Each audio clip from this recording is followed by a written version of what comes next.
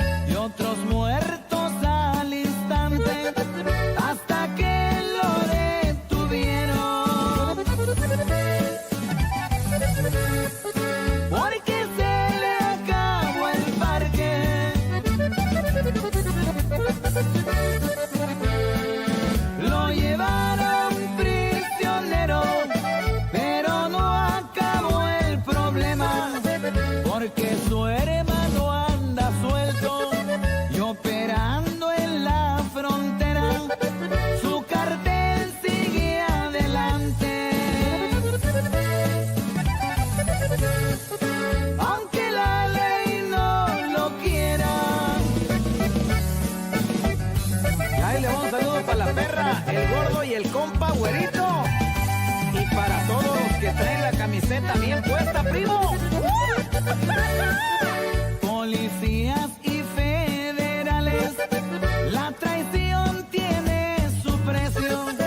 No cumplieron su palabra y eso es falta de respeto. Así es que no se sorprenda. Se oyen cacarear los cuernos. Somos gente sinaloense, ya conocen nuestro estilo. Se pasaron de la raya y al cartel han ofendido. Por eso es que andan calientes.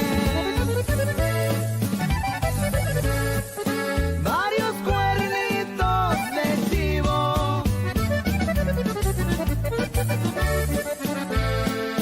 Aunque el jefe no esté en casa, su palabra se respeta. Son las reglas de la plaza. Grábenselo en la cabeza. Con la mafia no se juega. Y menos con el tres letras.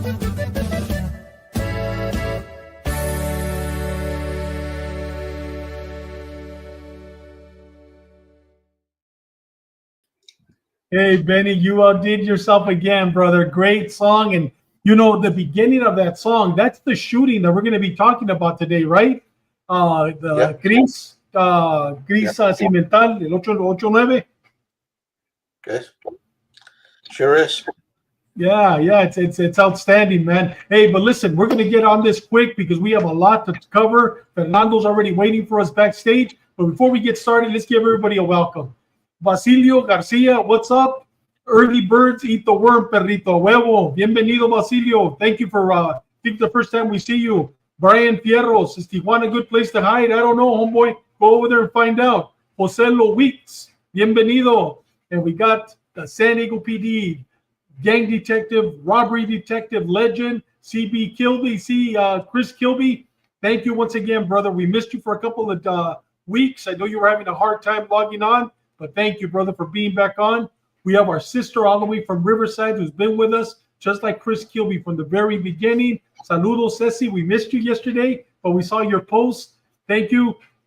Benny and I, once a week, probably either on Sunday or Mondays, we're going to be going on just preparing everybody, basically a promo video. It'll be 5-10 minutes, getting everybody ready for Tuesday and Wednesday.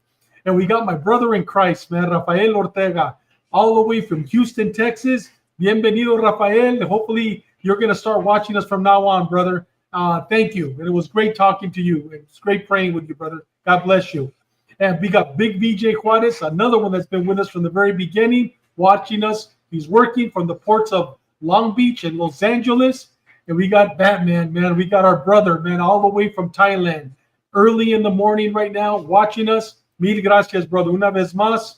Jim, your thoughts on the reopening of Alcatraz? You know what? We're Ceci, at the end of the show, when please remind us. As a matter of fact, tomorrow we're going to be probably talking about that because I believe that's one of the questions that came in. We'll be talking about that. Big Doug Collier, we can't wait for your show tomorrow night. We can't wait. I saw all your pictures. Everybody's going to enjoy them. And Big Jim is telling you, Ceci, good idea. And we got Bobby Arce watching us all the way from Chattanooga, Tennessee. Bobby, you're real close to Doug Collier. Go have a drink with him, brother. He has plenty of alcohol for you there. Patsy, Benny's wife, thank you, sister, once again for watching us. And there he goes. You're a couple of hours from him. We got Reverend Rents. Thank you. We got right over here. Let me bring him up. Saludos. Zulico. Let me, I got the little, let me come back over here. Right here. Reverend, thank you very much, brother. God bless you. Thank you, brother in Christ. And prayers for today, reaching souls that we love every time you say Christ loves us.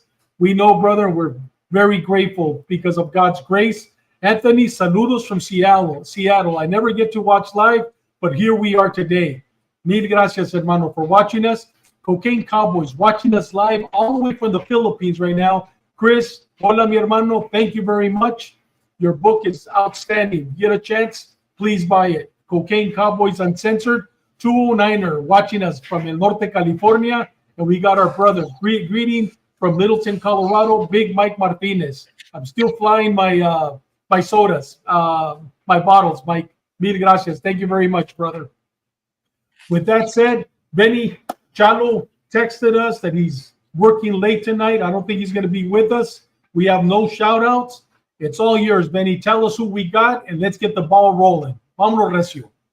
Well, you know, Brian Fierros, was it Fierros? Yeah. He asked a question, you know, is TJ a good place to hide? Hey, go ask Cesar Hernandez. He'll tell you. Yeah, that's a good question. Good answer. Yeah. So our guest today is Fernando Puente, El Bordo podcast host. Fernando is going to share his story of the night he and his friend were kidnapped, beaten, and extorted by Mexican police in Tijuana. Fernando said he honestly thought he was going to get executed that night.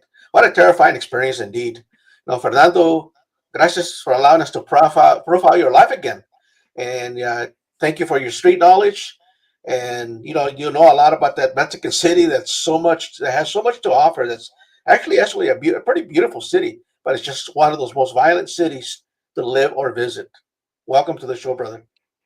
Hey, no, thanks for having me back, man. I love this place. I love coming back here anytime. And actually, earlier I was at a Walmart in Chula Vista, and some guy I ran into some guy, and he's like, "Hey, man, I like your stuff, whatever."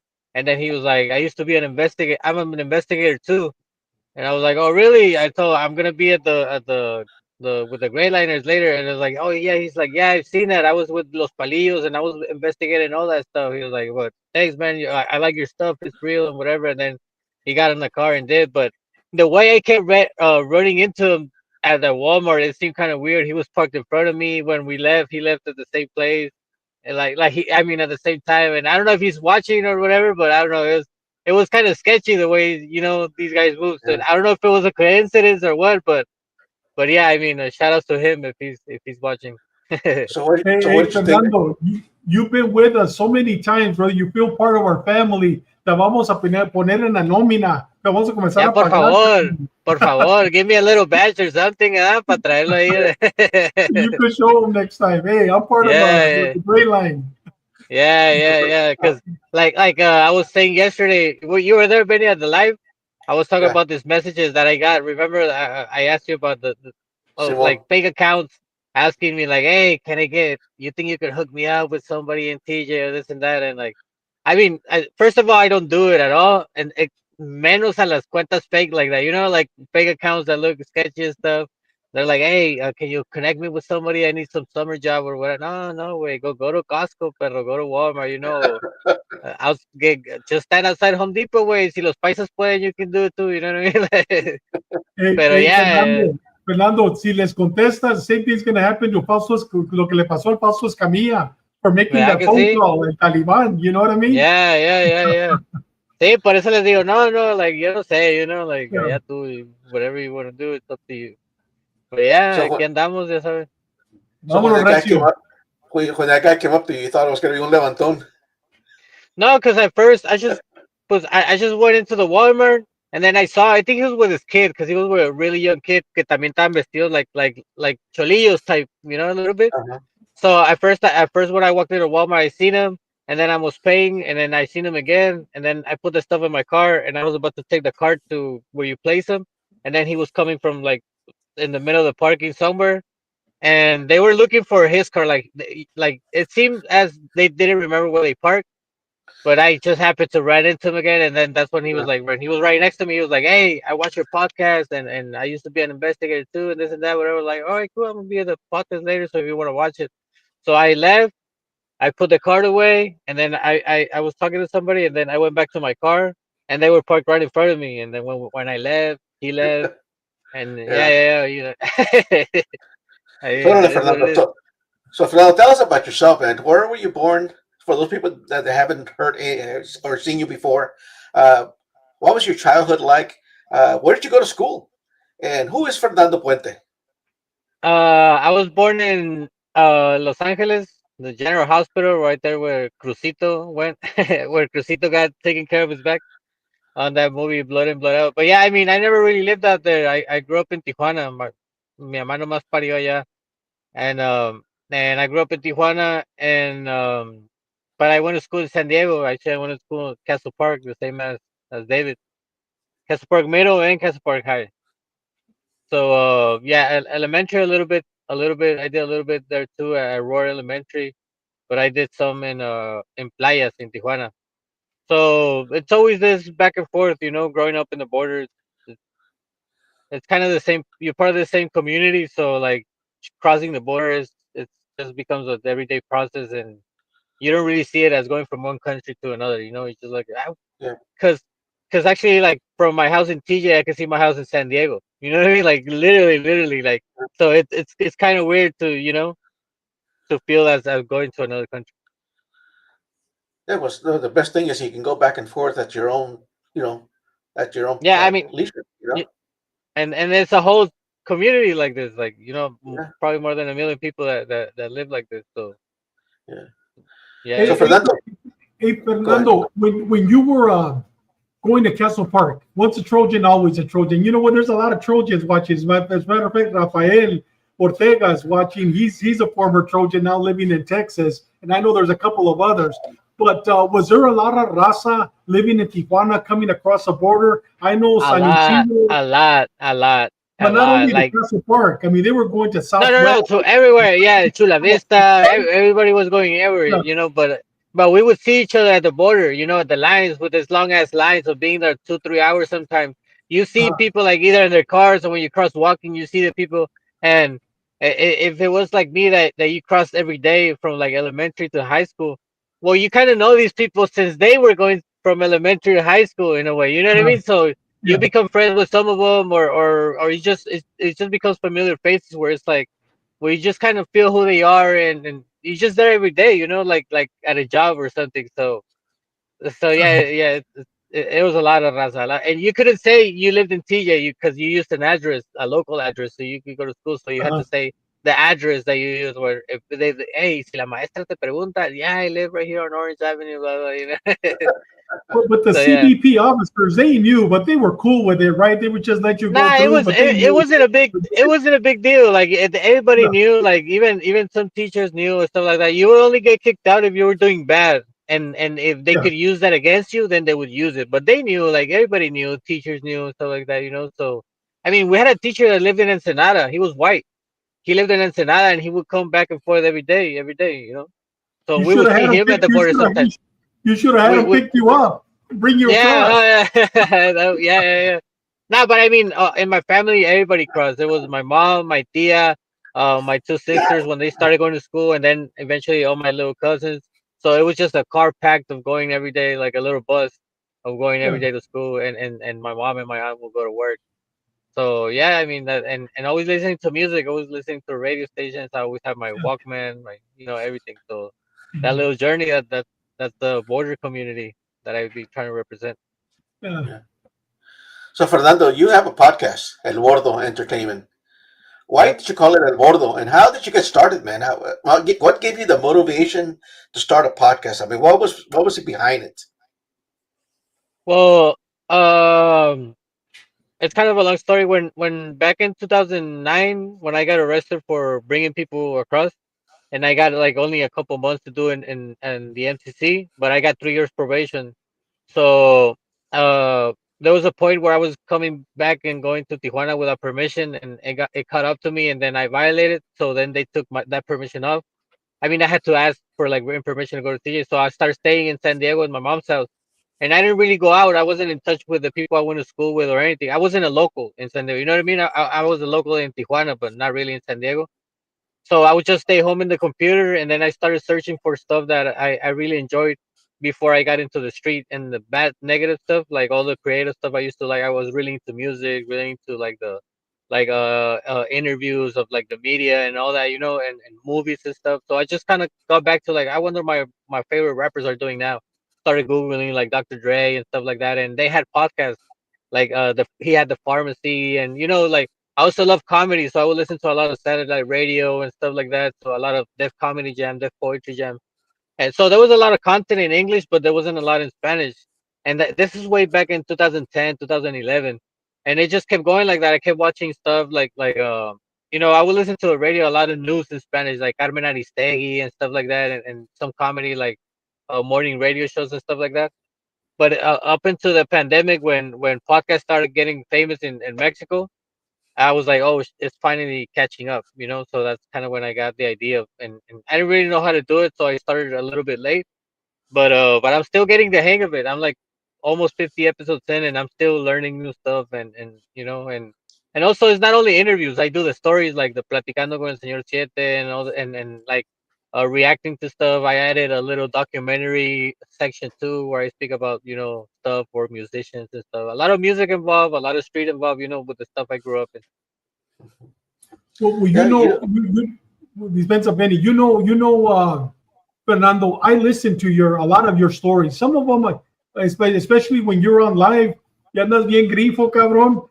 Te mira así, Pues, durmiéndote. yeah. I usually do live like right before I go to bed. So sometimes when I'm smoking, ya ando like the sleep is getting to me, pero está bueno el Yeah. cotorreo, so I don't want to leave them hanging. So like I try to stay on a little bit, but it's almost like before I go to bed, like right after I get off the live, directo a la cama, like a baby. You know what I mean? Well, you know what? Benny watches them, and he's texting me, and he forgets that I have a 3-hour difference. So it's 11 o'clock. It's 11, 12. It's 2 o'clock in the morning. He goes, hey, watch Fernando right now. So we're laughing about it. But Yeah, you know yeah, what? yeah. I've I mean, listened to. just to be clear, siempre ando bien grifo, nomás que like at night is when you could tell when I'm tired, when it's the end of the day. But Yeah, every day I'm ando a enjoying gusto, it. I'm relaxed. Hey, pero sabes que I love some of your interviews, especially cuando El Gordo Villarreal, when you did the telephone interview, he's in prison. When today on the way, because I'm in Orlando right now, on the way over here, it's about a 2-hour drive. I was listening to Fausto Escamilla, El Taliban. I've listened to Dale. that interview at least 3 times, and every time I listen to it, I learn something new. And I'm telling you, I've listened to a couple of your interviews. They are outstanding. Those of you that are watching the show today, if you guys want to hear some excellent interviews of what's going on in Gracias, Tijuana gracias. right now, especially your interviews con el Señor Siete, when you talk about the stories of the past, dude, they're the best. I'm serious. They are the best stories, and especially the way you break them down. Me personally, I'm a fan. I love watching it, and I Thank you know very much. that Benny does too.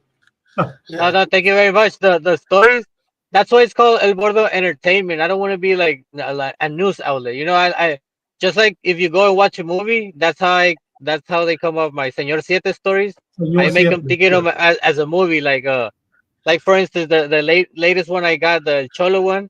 I Yeah, didn't want it to be like El Cholo, like the main thing. The main plot of the story is betrayal. This dude that apparently was really good for the cartel, and he was like yeah, the chosen one, sort of speak. And then just one day, like bam, the whole thing turned on him, and he was out. And then I give a little lesson at the end of how betrayal and the mafia stuff like that. So yeah, like it kind of seems like the story is about real people and like real news stuff or real newsworthy stuff. But to me, it's really in a movie. You know what I mean? Like it's yeah, really like as if I'm doing a movie, not even like a documentary. I want to do it like a movie. yeah, So the plot is always something like either betrayal or brotherhood, like the ones with the brothers, where they're just doing pulling strings so they could see each other face to see each face, other. or That was a you good know what I one. mean? Yeah. So stuff like that, I give it those angles, so it's not really like news or chisme. You know what I mean? No, It's more of the story where I'm talking to these guys sometimes, and they tell me something about their lives or something that happened. I'm like, bro, this is like movie stuff. This yeah. is something that it's better than movies and it's real. So that I catch those little excerpts and then I make them into my Platicando con el Señor Siete videos. And Fernando, are you going to eventually make movies? I mean, because every story, I That's the mean, plan. it's a That's movie. the I mean, is plan. that the plan? Is that the future? Yeah, yeah. If as soon as we get the budget for something like that, we're gonna start shooting either like short clips or 5-minute movies or stuff like that. But that Yeah. eventually, that's the goal. Yeah. Fernando, sometimes I get a text message from El J, El Cuate. He says, hey, Mm. watch el Fernando, se está dormido. So I go to the channel and you're asleep. I said, okay. No, no, no. It's because I'm like this, and you could tell like my eyes are really low. But I'm reading, and sometimes they don't write a lot of stuff, or they're just alucines, like saying stuff like "A ver, di arriba el Chapo" or whatever. And I'm like, "Hey, dilo tú, güey." Yo por qué? At, you're getting Yeah, paid probably or not, but that's your thing. Dilo tú, and you know what I mean. So yeah, yeah, yeah, sometimes I just do it to keep the algorithm, and stuff. But yeah. it's always ya en la noche, ya before I go to bed. So there's a point where I'm really tired, but I don't want to leave them hanging. So me quedo un rato and stuff like that. And then I'm like, hey, ya me voy. This is the last song. Ya estuvo. Yeah, So yeah, yeah. yeah, yeah. Yeah. I have fun though. I have fun. I like it. We So enjoy it. Fernando, let's go to the one of the main topics. The day you were kidnapped by Tijuana police. What happened, man? Oh man, I mean, it's still kind of unknown. We never really found out, but there's two theories: either coincidence or the guy that was driving us set us up in a way. But we just got in a new house where I was staying in Tijuana, and at that point, um, I'm kind of wanting to start like a podcast, kind of trying to figure out how I could put it together.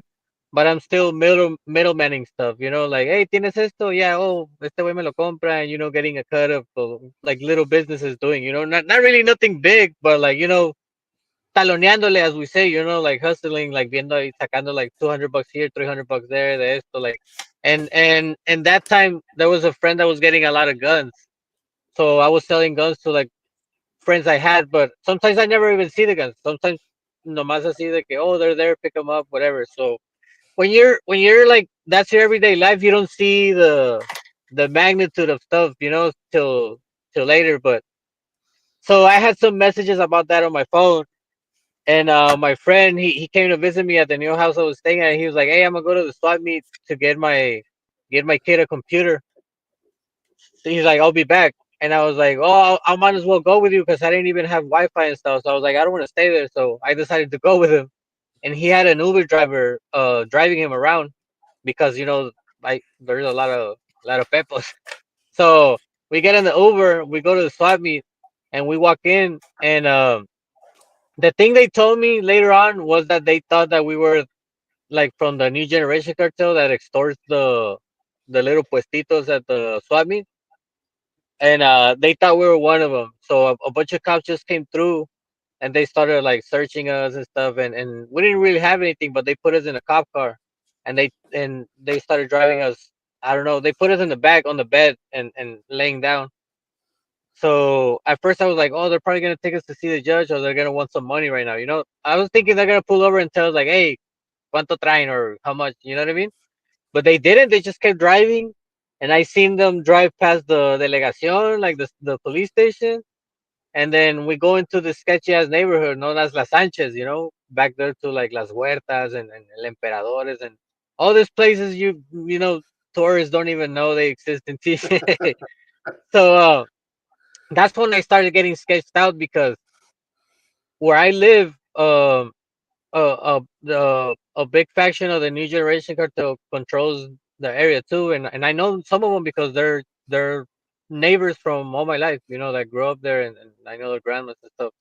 So I'm pretty cool with them, but they had some problems with some guys I knew, and something had happened like a few days before the cops got me. So at this point, I'm thinking, oh, I might be getting confused, and they're taking me over here to this area of Tijuana where they control everything, So I'm like, I might be getting, I might be getting unalive over some confusion, But I mean, at this point, we're still in the bed of the truck, and they're still driving us up there. They drove us up all the way to the Punta del Cerro, like it was like you could see el puro aire, and and the cop got out of the car and he told us like, hey, we've been checking your phones. We know you guys are doing something. Just tell us who you guys are, whatever, and a ver cómo nos arreglamos, and we're like, nah, like you already saw that we're not doing anything.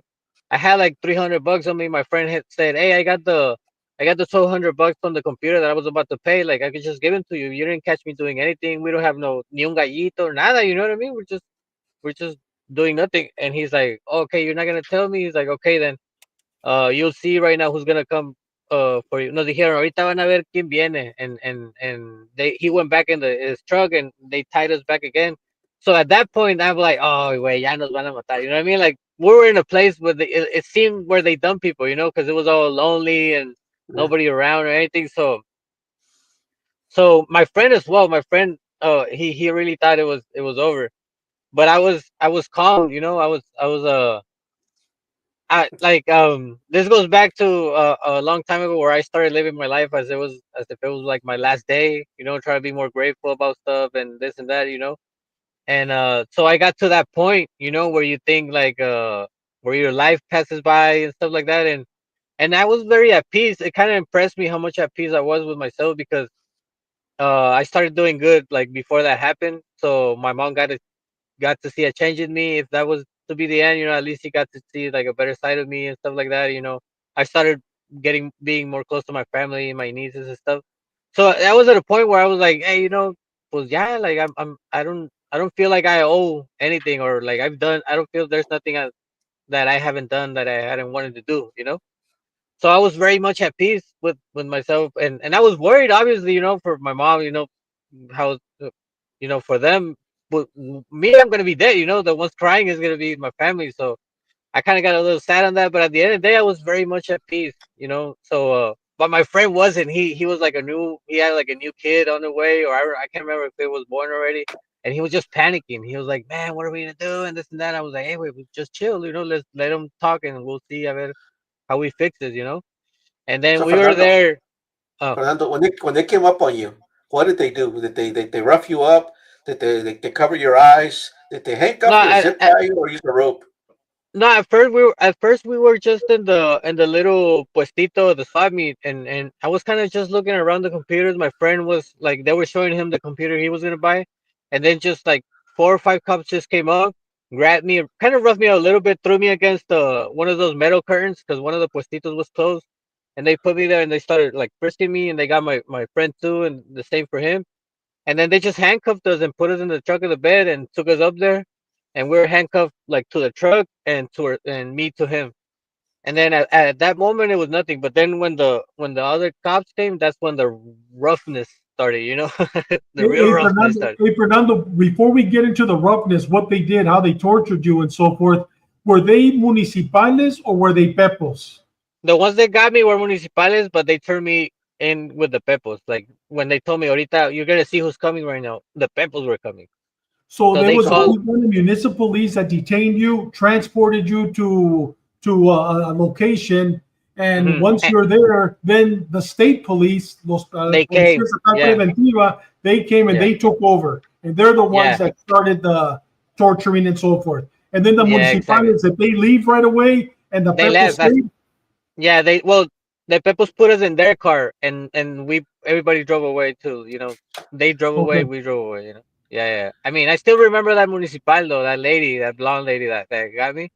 Mhm. I mean, to be honest, I was at a point. If I would have been younger, I would have fled. Like, hey, let's look for them, or trying to do Yeah, some try get to get back. revenge.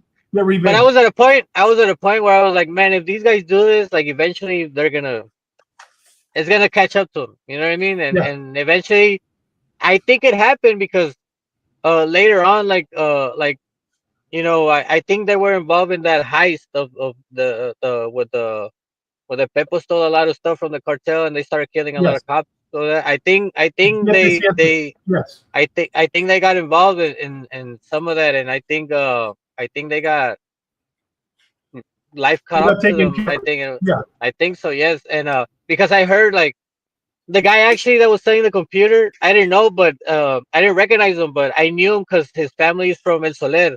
So he told his cousin, "Hey, remember that lady that was trying to pasarse de lanza con nosotros? He just took this guy right now." So they were waiting a little bit to see if I said anything, and they were gonna start asking about me. So people started knowing. I think they called the Pepos the municipales because my friend, he was a, pues es un narco, he was cruzando, like, hey, is the car ready, this and that, he was getting those messages when you cross stuff across the border. So I think the municipales were like, oh, these guys are very connected, like they didn't want to deal with us, so they turned us into the Pepos. State police, the Yeah, the Pepos. state Yeah. police. Yeah, yeah. And I remember when the Pepos got there, it was scary, man, because, like I said, at this point, to me, it felt like hours, but in a time period, because my Google timeline was on my Google Maps, so I know where I was and how long I was there for and everything. I was there for like 20 to 30 minutes. To me, it seemed like an hour because I was just thinking about my life and like all this stuff.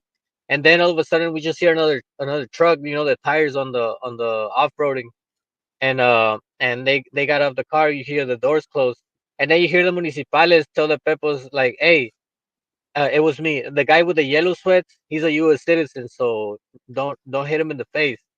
But I heard that, so it kind of felt good not knowing that I wasn't gonna die. But it was like, at the same time, it was like, damn, I'm just getting the least worst. Mhm. so so I mean, at least I was like, all right, fuck. So yeah, as soon as they opened the door of the bed of the truck, we look up like this because we're laying down, and they see my friend, and they just drag him by the neck and pull him up, and they told him, like, I've arrested you before, and bam. Probably wasn't even true, but they, what, how they are.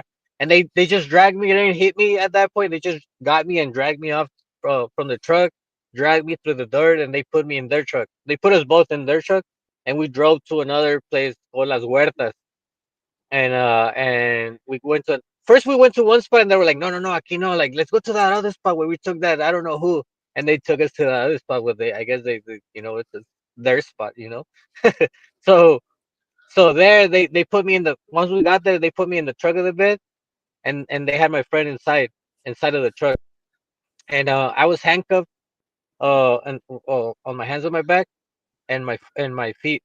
And they weren't hitting me in the face, they just hit you like in the body, like the legs and the body. They just kept hitting in the legs and body. But I was just calm, like I was trying to pretend like everything hurted, like, ay, aguanta, perdón, me duele, and they were going through my phone and stuff. And but well, one of them just kept staring at me. And then I remember that guy went, este está muy calmado, dijo. And then he went inside, he took the bag off my friend's head, and they put it on me. And I was like, man, after that, I started like kicking and screaming, and exaggerating the pain just to like try to get him not. because you could die on accident too, you know, like when they put the bag on you, not getting hit. I know getting hit, you just get bruises maybe and stuff, but with the bag, I was like, no, I don't want que se les pase, you know what I mean? So yeah, they kept trying to tell, they kept trying to tell them where the guns I was selling were at. I really didn't know. They got an address on my phone and they kept asking me about that address, but that was my friend's address and that was his. You know how some people have like the place with their family and they have a place where they keep their own stuff. And I told him like that's his family's house. Like he doesn't keep nothing in there. Like that's like his grandparents' house. Like it's really just the la molestia que vas a hacer de entrarle because there's nothing there, you know. And and I Hey, Fernando, before you continue, there's a lot of people watching us from different parts of the world, literally from different parts of the world, and they're listening to the show. And when you talk about the bag, can you describe what the bag is and what they do when you talk about they put the bag over me? Can you describe that to them so they understand that that term? Yeah, well, I guess they have different methods to it, but what the one I got used, the one they used on me was they just put a black bag over my head, kind of tie it up, and then when you're trying to breathe, you breathe the bag. So you just start choking, and they just calculate, you know, right before you're gonna die, they take it out, and you come back to life, and you know, and you're gonna tell us what, and they start hitting you, and you try to catch your breath, they're hitting you in the stomach and the legs and stuff. So oh neta, and then they put it back on, and once they see you catch your breath again, they put it back on, and then ya mero se muere, ya mero. That's when they take it off when you're about to die. At least that's how Wow. it feels, you know what I mean? Yeah. So yeah, yeah, that was the first and last. I don't want to go to that experience ever again. Yeah. but but yeah, that's the bag. So I didn't get hit. But the bag doesn't leave any marks, you know. so Yeah. so yeah. So yeah, it was a whole thing. But when they were hitting us and stuff, and they were going through our phones, uh, my friend was getting being the worst because first of all because he wasn't a U.S. citizen, and second of all we later knew it was because he works with the Sinaloa cartel, which I knew, but I don't care because I don't like we do stuff in the streets, but everybody works with everybody. You know, nobody really cares like if you work with somebody or not. Like you know what I mean? It's not really like that unless you're really deep with like the main ones, you know, that are killing each other. But other than that, everybody just works with each other. So it's not like I was gonna be like, oh no, he works with them. I'm not gonna like, you know what I mean? It's not my thing. And so they found the messages that his cuñado and stuff. They were more involved to that side, but my messages they were more involved with the Tijuana side. You know, just because I know a lot of those guys more. And but I know guys from everywhere. But at that moment, I had messages with them, and I guess one of the cops. It was three of them. One of them was he was involved with them. He was in the group chat with them. You know, all the groups have their own group chat and on either like Signal or stuff like that. And he took a picture of me and he sent it to the group chat and he asked if anybody knew who this guy was. And I mean, to my luck, a few people did, you know, and a few of the top guys did as well. And they were actually surprised. They were asking him like, "Hey, yeah, but why do you have him there? Like, he doesn't really like what's going on?" Because I was tied up, you know, and I had the bag on my face already and everything. So they kind of started getting worried. Not worried, you know, but they were like, "Hey, what are you doing, with?" And they just started throwing like dirt on my name. Basically, they're like, "Oh, well, he's with a Sinaloa guy, and he's pointing houses, pointing your guys' houses. He's pointing them to us, and we're about to go into and whatever." So they kind of got me in trouble with them in a way, but to get their asses stuff. But they still told him to let me go. You know, they told him like, "Hey, well, he doesn't work with us, but he's a friend of ours. You know, so if you can darle la atención, you know, like don't, you know, he doesn't really do anything." And the cops didn't tell us this. Hey, Fernando, I don't mean to interrupt you, but when you talk about the group chat, there's a lot of people that are watching the show that don't know about a group chat. Can you basically explain, is a group chat, let's say, for example, Cartel Nueva Generación Jalisco has their own group chat. You got Mm-hmm. Sinaloa. All this is happening in Tijuana. They have their own group chat. And you got the AFO. Arellano-Félix has their own group chat. And Yeah. basically, what it depends who the cop is working with. If he's working with the AFO, he'll be in their group chat, and it's Mm-hmm. members of the cartel. Maybe not Mm-hmm. the head cartel, but they have their secretaries, their treasurer, their people, and they're the ones that are monitoring that group chat. So anybody that's picked up Anybody they're going to kill, they always ask permission. Hey, I got this guy. Anybody want him? Is that what a group chat is? So people that don't know That's exactly what it is. In this case, the bosses were there in that group chat, and okay. so quite a few guys said like they knew me, which helped. To be honest, that it really And helped. this was the AFO, Arellano-Félix organization in that group chat. Because he sent it to that group chat, Yeah. and I happen to know some guys from there because those are the guys from like the old part of Tijuana, like Yeah. playas and everywhere where I grew up. So a lot of people know me from just from living out there, and yeah, they were worried. They were like, "Hey, what are you guys doing to him? You're like, why is he there and stuff?" I didn't really catch this until one of the cops told the comandante, the guy in charge, he pulled him away, and he told him in some like codes like, "Hey, they're asking about." I kind of understood they were asking about me, you know. So the comandante said like, "Hey, no les contestes in 15 minutes. Ahorita aguántate 15 minutos till we get something." So he went back into the patrol car and he told me like at this point they had us back inside already. And we were just driving around and they told me like, okay, wait, so how much can you give us? Like what do you got? Like basically like cuánto traes? So I told him like, hey, I already told like the only thing I could give you is I had a 9mm that I kept at my grandma's house just because protection, I just had it there. I didn't really take it outside the streets or anything. It was just at my grandma's house. So I told him like I can give you that, like that's all I have. And they were like, okay, está bien, Simon. So we went to my house to go pick it up. And and I remember I had to call my friend that lived my neighbor to get it out. And I told him like, hey, you don't have to break in. There's nothing in there. Like my friend can get it out and then you can just give it to you guys. So I told my friend to meet me at the Oxxo, and once we followed him, I was in the cop car all tied up, and they followed him. And when he was getting off the car, they pretended they pulled him over, and they were frisking him, and they took the bag where the gun was at, and they got back in the car and they started like panicking and running and like they just committed a un asalto, like a robbery. No, no, no, no, no, go this way. No, no, no, go that way. No, no, no, there's a lot of cops that way. I was like, what? You know what I mean? So yeah, they got that from me, and we drove all the way to Siglo XXI, all the way to the other side of TJ, because that's where my friend lived. Because he's from the other side of TJ. So they took 3,000 bucks from him, I think, that his mom had to go in and give it to the cops, and then they dropped us off at like 5 blocks away from each other. So, And so they took $300 from you. They beat you up. They tortured you, and they take the 9mm, and they take 3,000 from your camarada. yeah, yeah, Wow. but my camarada got it hardest because he was like on the radar. Like I kind of got off the hook because the heads of the group chat that where they messaged me, like they were cool with me, even though they tried to throw dirt on my name. They're really cool with me, so I was actually like kind of off. Well, I mean, at least I never got pulled over again. But my friend, he kept getting pulled over. Like 2 weeks after that, he got another beat down from estatales. But you know how they are. They were sharing his picture already. They knew who Yeah. he was. They knew he worked, everything. So they just started getting him. He had to move. He went back to Los Mochis. He had to move somewhere else. Like they Mhm. started messing with him a lot. And to be honest with me, like I never seen him around my house in a weird way. Other than just patrolling. I never seen him around me. I never. You know what I mean? I mean, Yeah. I don't do anything bad anymore or nothing. But I noticed that nothing happened. And at the same time, when I was let go, I had to go and have like a little meeting with the guys because they were like, "A ver, wait, they were telling us you were snitching on us and you were with some guys and this and that." So I kind of had to explain myself and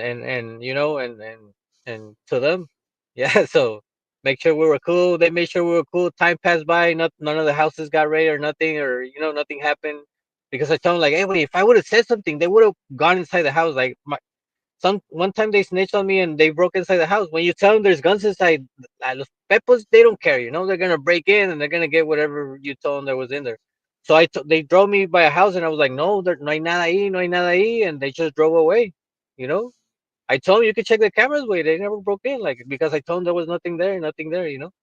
And at the end of the day, we kind of figured out they were just trying to throw dirt on my name because they had already put the bag on me and stuff like that, and they were worried they were beating up somebody that they shouldn't have. I mean, I'm a friend, but I don't think they would kill for me. You know what I mean? They were like, "Hey, no le hagas nada," But if I wouldn't gotten killed, I don't think they were venging me or revenge me or anything. You know what I mean? So the cop doesn't know that. So I think that's why they kind of throw dirt on my name, so they would be off in that way, you know. Hey, Fernando, but I mean, one thing is to rob you, one thing is to beat you, to torture you, and one thing is to take your gun, go into your abuelita's house.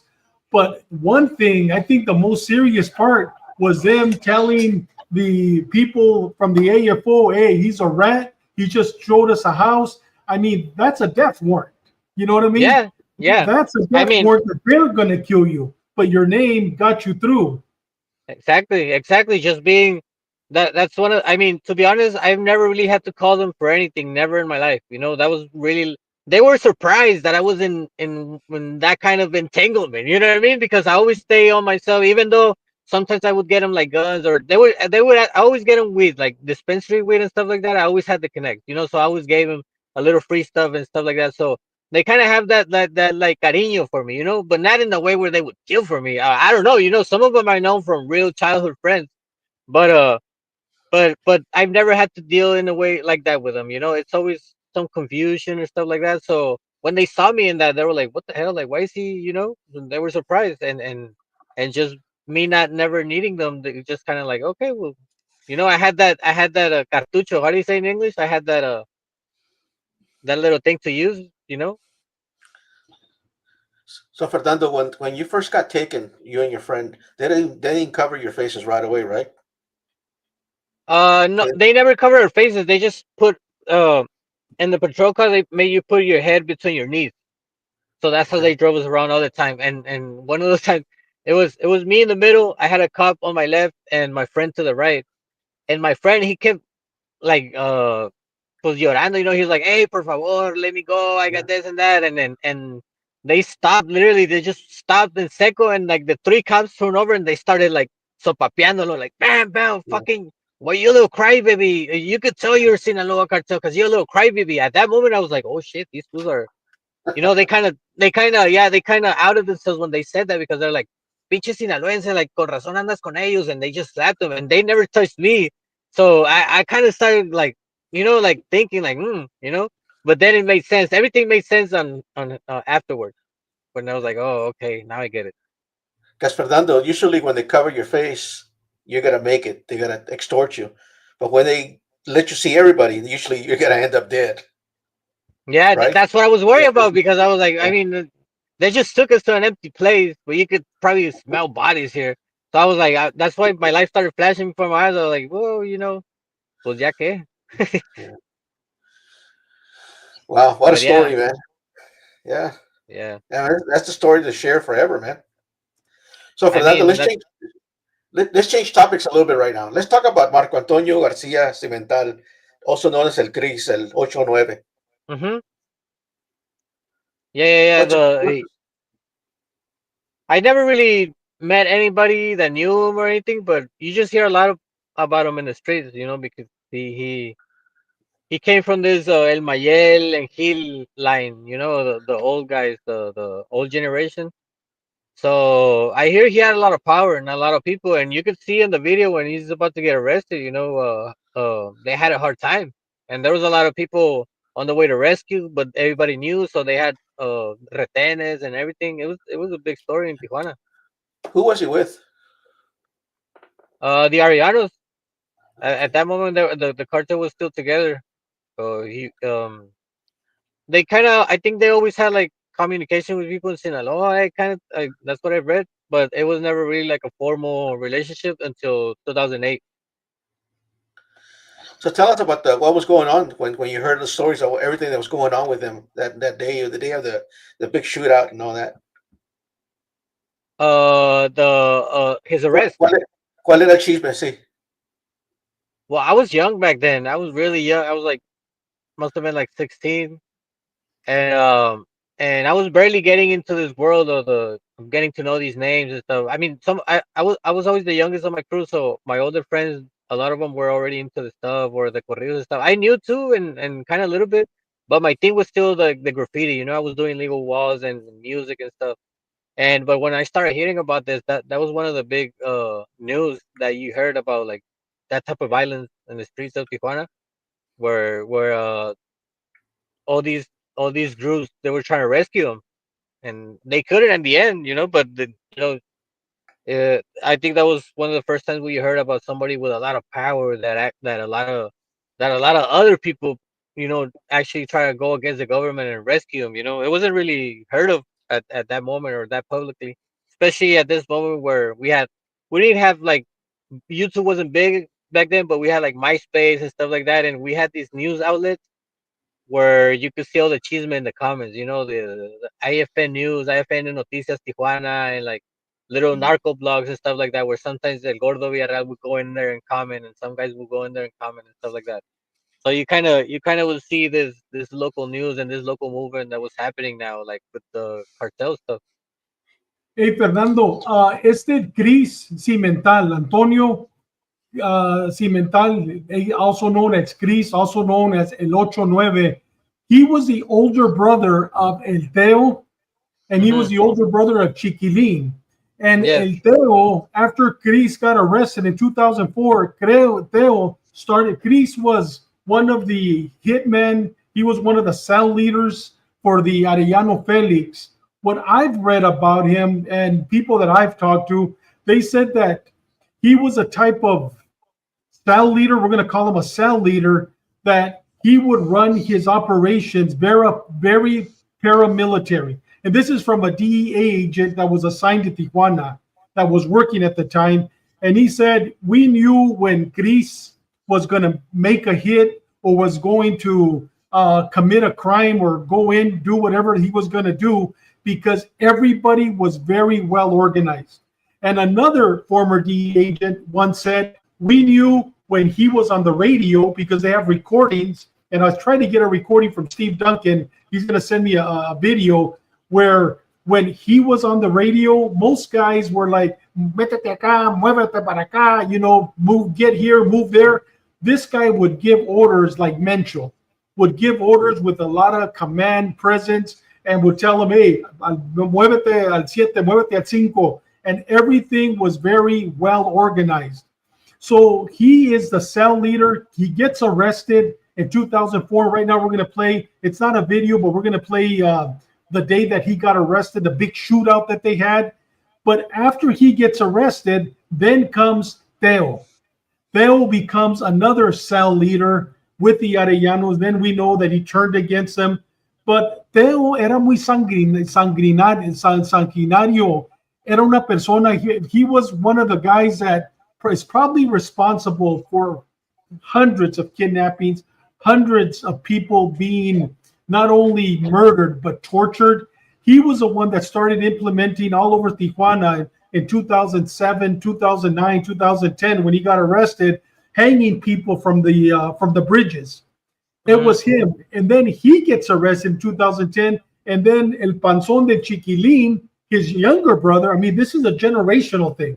It starts with Cris, it goes to Teo, now it goes to But he got arrested like the month after, no? A month later, but Chiquilin started taking over with Con el Muletas.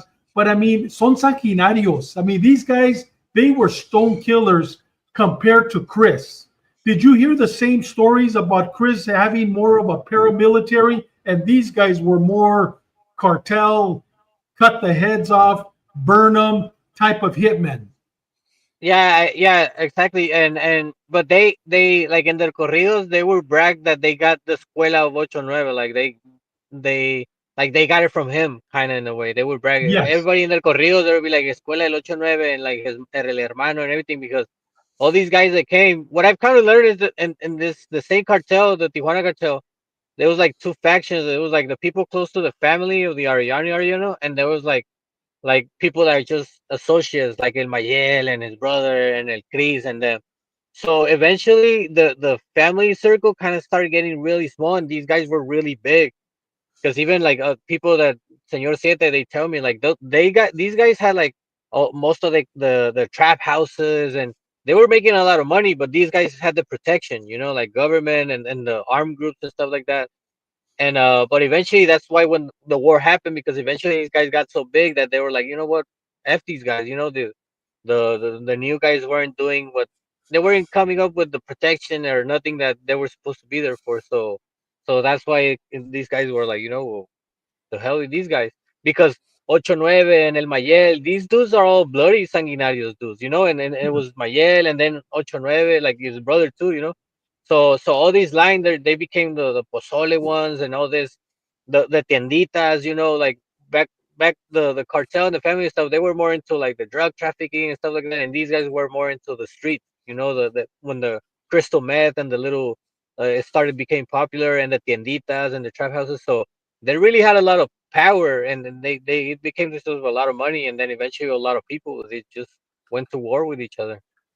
You know, during that time, Steve Duncan, whom we've had on the show, another great legend, and he's going to be coming back in the near future as soon as he comes back from the mountain, right, Benny? When he comes back from the mountain. When he gets Wi-Fi.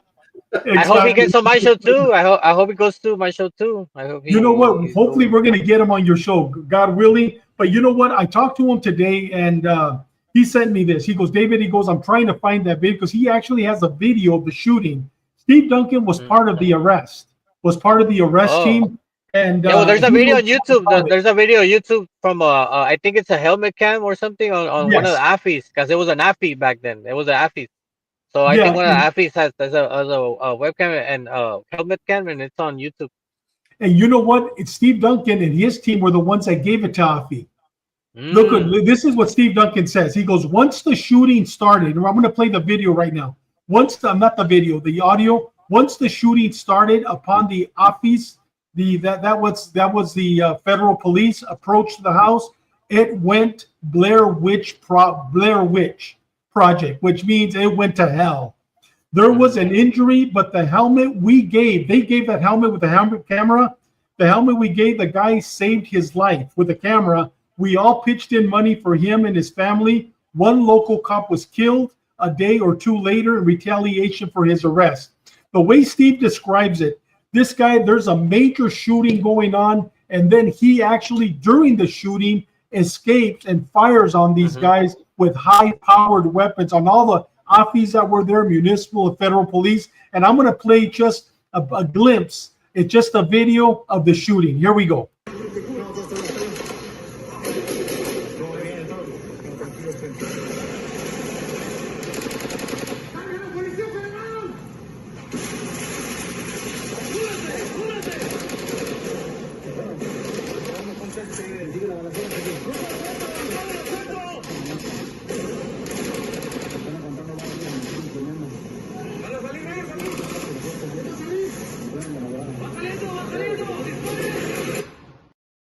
See, what's happening there is that they have the house surrounded.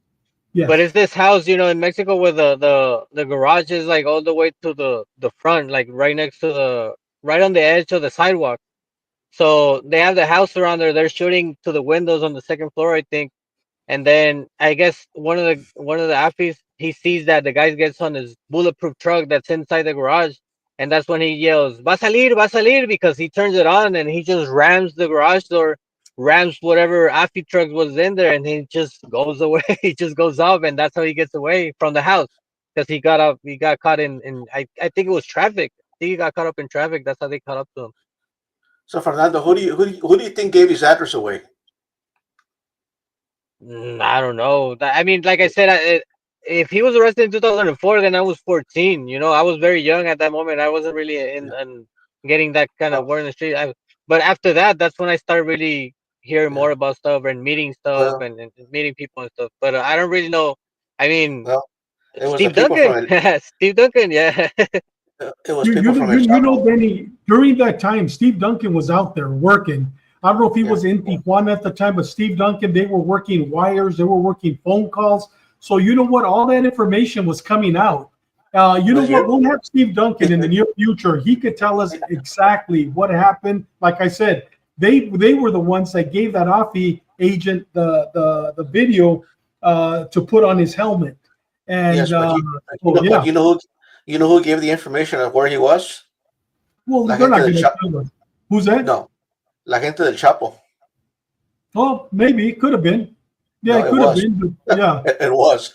Oh, okay. Yeah. Well, maybe, but they were already working with them, so it's I don't know. I don't know how that might be, but they were already, because even when my younger brother, he had a sit down with the Chapo and them, like before he got arrested, and they were making truces. They were already pacting, and that's why Theo joined them eventually. Because they were already working together. So yeah, I don't know about that one. Yeah, eso lo quemó. Yeah. Yeah. Hey, so they get into this big shooting. He rams the cars. I mean, literally, they're shooting him with 50 calibers. I mean, this is what I'm hearing. He crashes miles away. They shoot him in the leg. They finally get him into custody. They handcuff him. They take him straight, not even to La Comandancia. They put him straight in Hercules. They send him to Mexico City.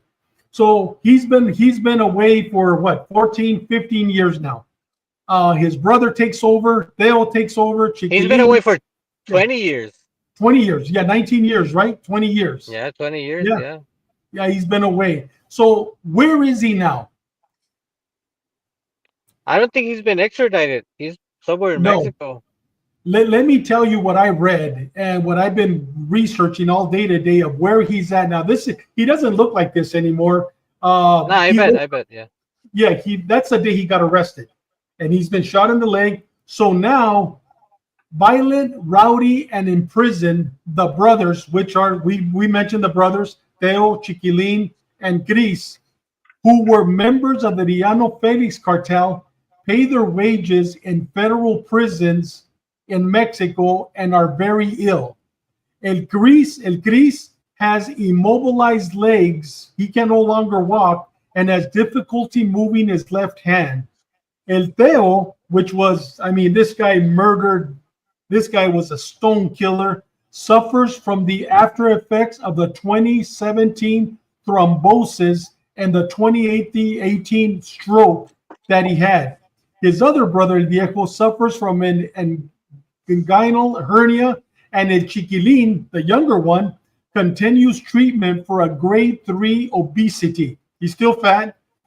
The Garcia Simental brothers hold doctors at the Cerepo federal hospitals responsible for their health or death. And this is when they got arrested. They do not look like this. They're saying that these guys are going to be lucky, all three of them, if they ever get out, because they are deteriorating in health inside federal prisons in Mexico. Will they be extradited? What are your thoughts, Fernando? Will they be extradited like that, as sick as they are? I mean, I don't see the point, but I mean, you know how the U.S. government is. If they want them, they're gonna ask them, ask for them, Yeah. right? But one thing I do believe in, I believe in karma. And you know what? Yeah, they're in prison, but their health is completely. You don't hear that often about these individuals. I mean, they're not even, I believe it, maybe in their 50s, maybe not even in their 50s. But like I said, these guys, their health is without a doubt deteriorating in prison. And without a doubt, there is karma behind that. Yeah, I mean, those guys were really bad, really bloody. They killed a lot of people. A lot of people that I know too. He killed them. So Yeah. life catches up with them. Exactly. Benny, I think you had another question for him. Well, we're pretty much finishing up. I was going to ask you for that because a lot of people want to know what do you tell people that want to go to Tijuana and visit to have a good time? I mean, I remember in the early when I was growing up that everybody wanted to go to Tijuana because you could drink and you go to all the bars and strip clubs and all that. But what's your recommendation? What do you tell people now? Where do you stay away from? What are the good areas to go visit if there's any? I mean, what do you tell people? How do you survive in Tijuana as a U.S. citizen trying to go out there and have a party or just a party? I mean, you pretty much just have a good time and a good normal day. And if you stay like in the tourist places and avoid the bad areas, don't go to Cueva del Peludo. Just stay over here in Zona Rio, and there's a lot of cool places where you could have a good time and you're not even gonna notice any violence or anything. But I mean, if you get pulled over, the cops are gonna want some money. But that's been like that since I was young. So you gotta watch for the cops in the frontera. Like I remember the first time I started going to southern Mexico, like Ciudad Mexico and Sinaloa and stuff. My friends would give them like 100 pesos whenever we get pulled over, and with no license, probably a few beers open and 100 pesos, 200 pesos. I was like, perro, in Tijuana, you better have like $20 or más, back in those days. Now it's at least like $40 or something, depending on, depending, a ver cómo te miran. But I mean, Tijuana Police, I gave them coins one time. And then I gave them like half coins. And then I gave them a bucket of paint, a white paint, 2 buckets of white paint, new buckets of white paint, because I was driving without a license. So, I mean, but like I said, I think that's been like that forever. But I mean, there's some places to avoid. The places where I call it where the batacas party or the comandos party, which is like these we all know like where the norteños play and stuff like that, but the low level, there's nice areas where they play. Maybe the palenque is alright, concerts and stuff, it's all good. But those bars, those maybe some sketchy bars where there's norteños playing and there's a group of kids, that are trying to make a name for themselves and stuff like that. Avoid those, but those aren't even like in the tourist menu. You shouldn't even go. If you're going to those bars, you're kind of going out your way. Go to all these nice restaurants we have in Zona Rio and La Cacho and all these places, and on the same plazas, they have bars and they have like nightclubs, nice ones and stuff. And I think if you just go and have fun and then go back to your hotel or go back to the border, I think you're gonna. I mean, tons of people do it. But if you're one of those dudes, like those Marines that go out there and get drunk, and they start trying to beat people up out there and stuff like that, and then they mess up into the wrong people, I think that's when you get in trouble. But especially right now, I think it's very hot. The city, I don't even think a lot of you kind of see it. You kind of reflect it with this all these sicarios. They don't have a job anymore with the cartel, so they kind of start doing all these other stuff like extortion and stuff like that. You kind of notice where like, oh, the bosses are not in the city, because otherwise these guys would have jobs. You know what I mean? You start seeing these petty crime and this like local crime come up when shit gets hot because the bosses leave the city. Right now we have all kinds of cops in the border and everywhere. So I don't think there's a lot of bosses in the city right now. I think everybody's away, and we're seeing a lot of like these like extortions through the phone and like secuestro express and stuff like that. Where last time I lived through this was back in 2008 when the war happened, and then they started cracking down on everybody. So everybody just ran away, and all these ex kidnappers and ex sicarios, they didn't have no job, so they started going off their way, doing stuff that wasn't cartel related, but that's all they knew how to do. And I think we're seeing that right now. I think we're seeing those guys without a job now, and now they're fucking with the civilization, doing stuff out of the way, not cartel related. Hey, Fernando, we always have a mañoso, un cochino that's watching the show that's always going to ask us about El Hong Kong. Hong Kong. Wrong vibes. Is I Hong mean, Kong safe? Tell us yeah, about the man. Hong Kong. I Hong Kong mean, is one of the bordels, whorehouses in Tijuana, right? and Can I you think answer world that for famous him? at this point. I could say it's world famous, man. I think everybody. I think Tijuana and Hong Kong kind of the words go together, and but yeah, those places are very safe because they make a lot of money, and they pay the government a lot of money, and they make sure it's safe. But I mean, if you cross the border, as soon you don't even have to step like a full foot on Tijuana when there's a bus there that takes you. You get on the party bus and they drive you straight to the door of Hong Kong, and then when you get out, it's gonna be there waiting for you, taking you straight to the line. So you don't even have to see the city or anything. It's perfectly safe. Hey, brother, Fernando, we have one more question. This is from Roy Alhambre, our brother in Christ, not only a brother in Christ, but a fellow Trojan, also Castle Park Trojan, and a fellow Marine. He says, last night I spoke to a car salesman from Tijuana. He approached me about buying my 91 Chevy. He wants a safe truck he can ride in without getting stolen. He says it's very, very bad. New vehicles are not safe in Tijuana right now. Fellow Trojan and Marine.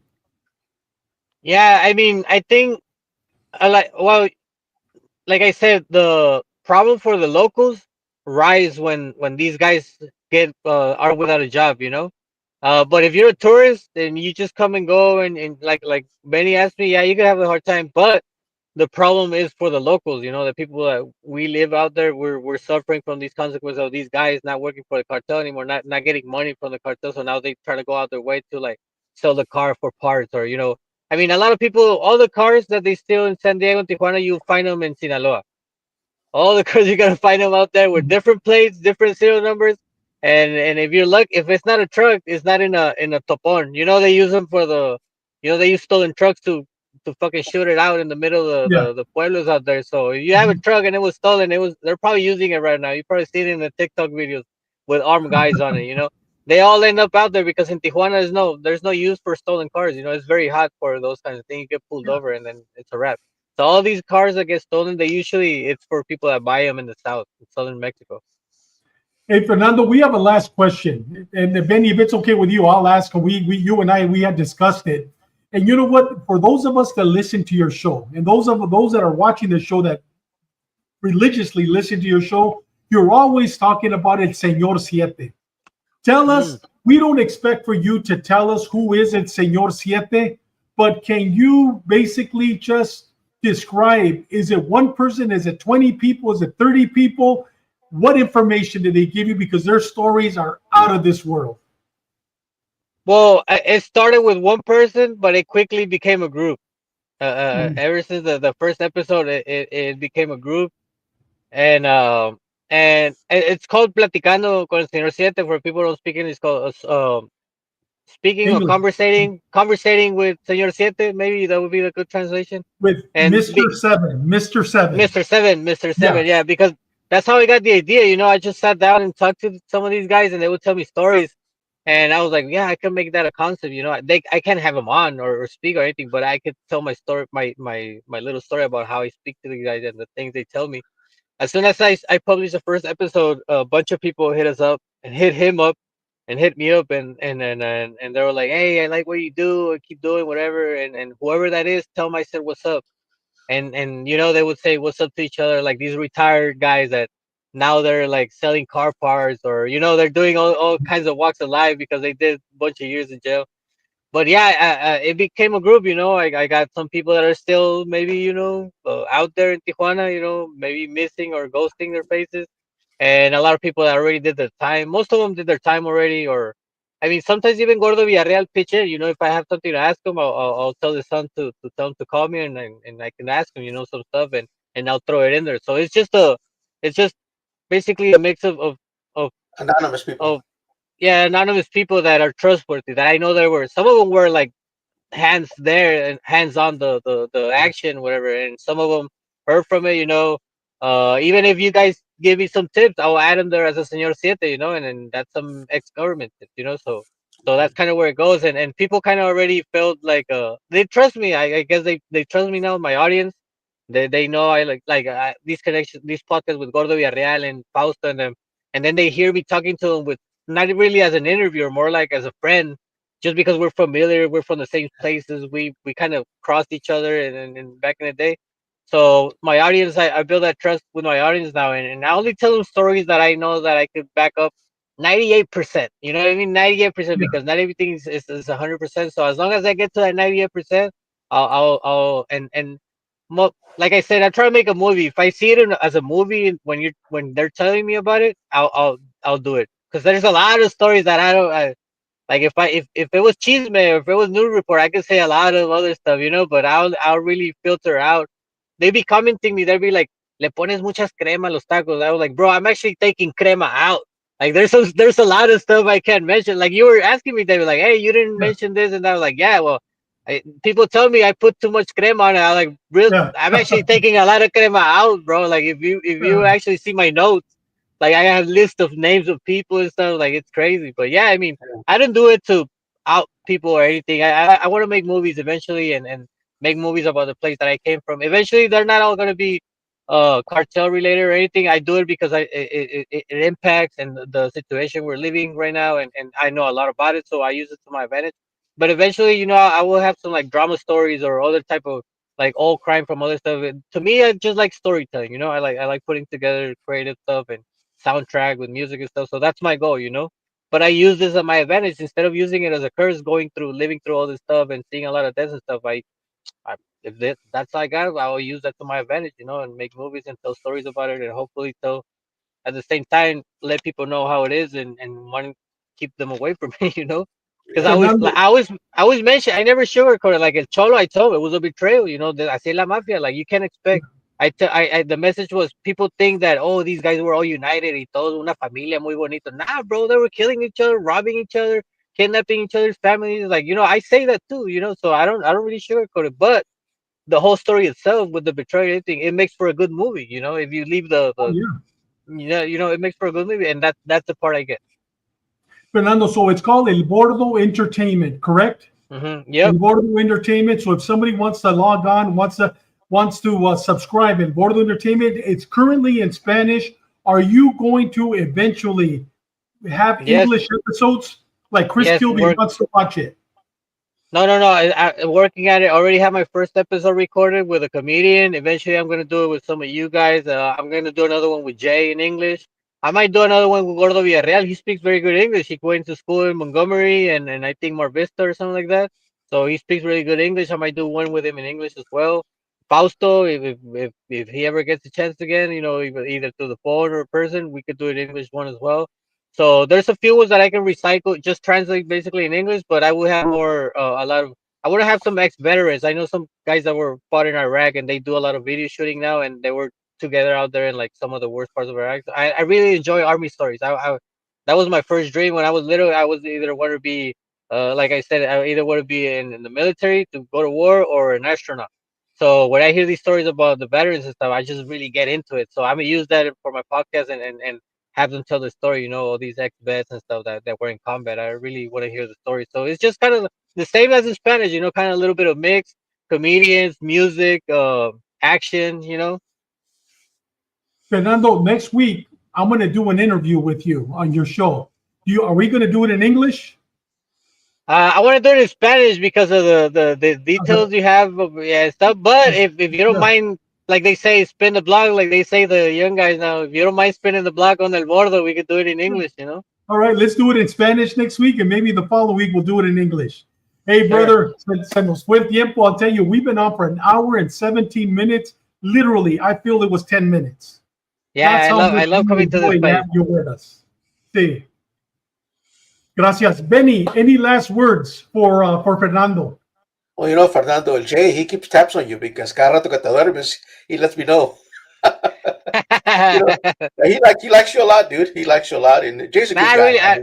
Yeah, no, I really mess with him too. I like his we have this battle on music because he likes the type of music that I consider like fake and stuff like that. So we kind of get into it and stuff. But I really mess with him, man. I really like him I consider him a friend. He's a very cool dude. He's very smart. I think what he did, it was the smartest thing he could do. Yeah, and you don't like my music either. I was telling David he doesn't like any of my Mexican music. He likes. Oh no, it's because no, you guys go too commercial, man. You go for what's playing on the radio. You kind of gotta dig a little bit deeper, and that's when I know, like, oh, he is listening. But no, with Jay, it's just because he's from Chicago, so he's more into like out here in the West Coast is different kind of music, more like Dr. Dre-ish or Yeah. very much related to the streets and other kind of stuff. And he likes other stuff, so we kind of get into that. But no, Jay's a really good dude, man. Yeah. Hey, Fernando, everybody, man, con la Ceci, Jim DeJanis, Albert Flores, and Rogue Vibes, dándote las gracias. It was a great episode. Hey, brother, I look forward. We'll set that up next week. We'll do the interview so we could be on your show. Pero de veras, mil gracias de todo corazón. Thank you. And I know it's not going to be the last time. Benny, and I follow you. You're definitely coming back. And de veras, muchas gracias. Thank you very much, man. Appreciate it, brother. No, gracias a ustedes. And whenever you guys need me, I enjoy a lot being in this place. Whenever you guys need me, whatever you guys need, ya saben, aquí ando. And I'm going to do a little light later ahí para que me vea quedándome dormido otra vez. Cuídate. Cuídate. Buenas noches. Adiós. Hey, Benny, man, what an episode. I mean, literally, an hour, 19 minutes now. Literally, it felt like 10 minutes. Yeah. De la que se perdió Chalo. Chalo had to work late, man. He would have had a wonderful time with us. Yeah, it's just like having a conversation, like when you and I just talk, Hey, Benny, tell us about next week. Who's going to be on with us next week? Next week, we're going to have a CDCR ISU Johnny Ray. Johnny Ray's retired. He's the author of Yard Down. Ray has over 27 years of experience working in one of America's most dangerous beats, which is the California Department of Corrections. Ray worked in many of California's most dangerous prisons, such as DVI. He did a lot of time at DVI. I think that's where he started doing his gang intelligence reports and learning the gangs, learning the game. Ray's going to discuss the world inside those prison walls. There's a different world there. It's a different city. We're going to discuss about gang routines, movements, and specifically report writing. Because, us as law enforcement officers, you lack a lot of report writing skills because we're always in a hurry. I mean, we got call to call to call, and every call pretty much we write reports. So they're short. They don't have all the facts sometimes. But, when you're using force and you're dealing with people that are stone killers, I mean, you have to be able to articulate things a little bit better. And Ray is an expert in that. So he's got to talk about that, how to make your report writing better. Don't miss it, man. I mean, he it's like Hector Bravo. He has a book himself too, Yard Recall. Both those books are excellent books for somebody who wants to become a correctional officer or works in the jails. I mean, it tells you the game. It shows you the game. I mean, those are great books to have. So we're going to have Johnny Ray next week. It's going to be a great episode. And guys, Tomorrow night, we have on Ash Wednesday, Doug Collier. He's going to talk about his life after retirement. He just got back. I call it a sabbatical. Maybe that's not the right terminology, but he left for 2 weeks to India, to Europe, and basically to find an answer. And tomorrow on our show, he's going to talk about the answer that he found. He's going to show a lot of great pictures. It's going to be an excellent episode. And also tomorrow, before I forget, on Ash Wednesday, we have a new episode at the end of the show. Basically, if you have any questions that are not personal to us, have you shot anybody? Have you killed anybody? That's personal. Political questions, we're not going to answer. But anything regarding cartels, regarding gangs, prison, street gangs, anything regarding police issues, community issues, send it to AskSean3294@gmail.com. And tomorrow, every Wednesday at the end of the show, we're going to basically read 3 questions out, and all 4 of us are going to answer your questions.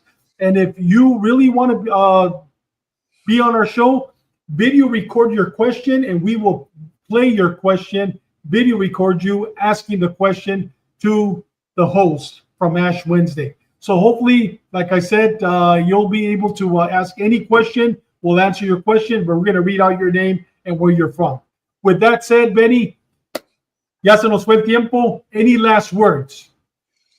Well, like we always say, I mean, just watch yourself out there, know what you're doing, be alert, be ready to engage whatever comes to you, man. Remember, you got to go home. You got a family. You have to make it back home. It's going to be great. Dave, any stories about people defending their home with deadly force when you were working the street? You know what? That's a great question. Send it to Ask tomorrow. We will answer that question, but please send it to Ask Sean 3294, and we'll answer that question. That's a great question, Daniel Reed. And yes, there's one incident that I responded to, and I'm sure Bobby, Sean, and Doug have responded also. Great question. Guys, with that said, we will see you, God willing, tomorrow. It's going to be, like I said, a great episode with Doug. I can't wait. It's going to be outstanding. We'll see you tomorrow. And like I always say, live a purpose-driven life. Live every day like it's your last day on earth, and make a difference in somebody's life. If you haven't talked to somebody, make that, but we call it buddy call. Please call. Your call can definitely make a difference. With that said, we will see you tomorrow on Ash Wednesday. See you next Tuesday. God bless you.